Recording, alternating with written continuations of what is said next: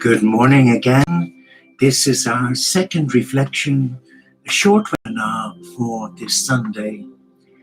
And the reflection that I share with you comes from a book called Jesus Now by the Reverend. And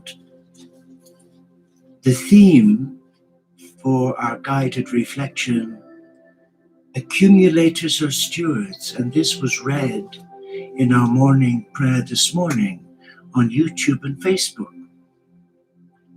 And the author guides us to the New Testament Christian Gospel of St. Luke, chapter 16, verse 9. And I tell you, make friends for yourselves by means of unrighteous mammon, so that when it fails, they may receive you into their eternal habitations. Christ, in one of his parables, relates how some people who are not of his kingdom invest their wealth in ways that serve to secure their existence upon this world. They see to it that a portion of their material riches is used for the welfare of others. They are wiser than many of those who claim to follow Jesus. Christ does not condone some of their motives, which may be selfish, but there are times when their actions are more humane than the actions of many who confess his name. Some of these people even discover that serving their fellow beings brings more satisfaction than accumulating possessions for themselves. One does not enter God's kingdom by generosity, sharing his or her gifts with others.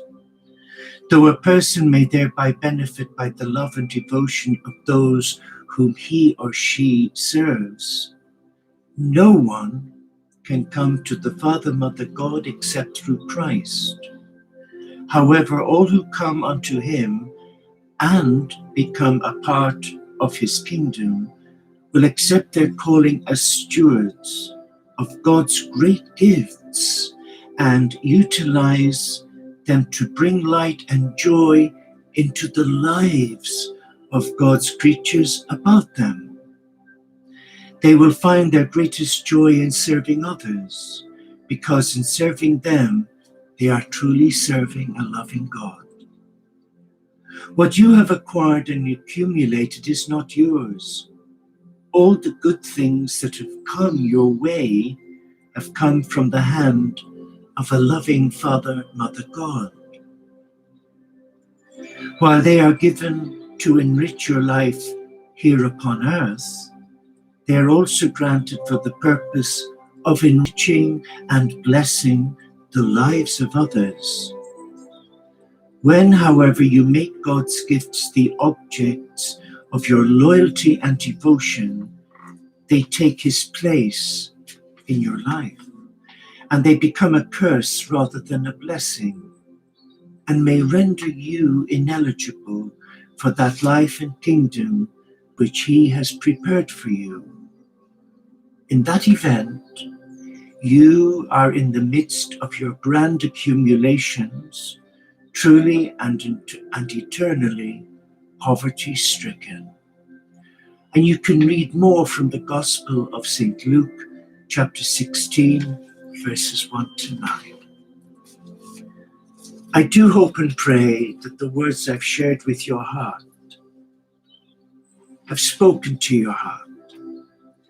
I keep mentioning the heart because it's there where the divine speaks to us, not the ego, not the false self, but the heart. Because I see it that the heart is the gateway to your soul, your higher self. And your soul, higher self, leads you to your God. But reflect on those words. Make time during your busy day to switch off your electrical devices, even Brother Sid agrees, and ask your God to come and have a conversation with you. But be willing to be still and be willing to wait. And as night follows day, I give you my word. When your God knows you're ready for this conversation, you will be blown away. So I wish you a blessed day, and I pray that what I shared with your heart will resonate. So thank you for joining me, and it would be lovely for you to join us one morning or evening for prayer. The links are in the message with the video. So go in peace to love and serve your God, a God of many names and none. Namaste, Shalom, Inshallah, Paxit Bonum, OmShanti, Solo di Caritas, Salam Alaikum, and may the peace of the universal Christ reawaken in your heart that you too are loved. Amen. Take care.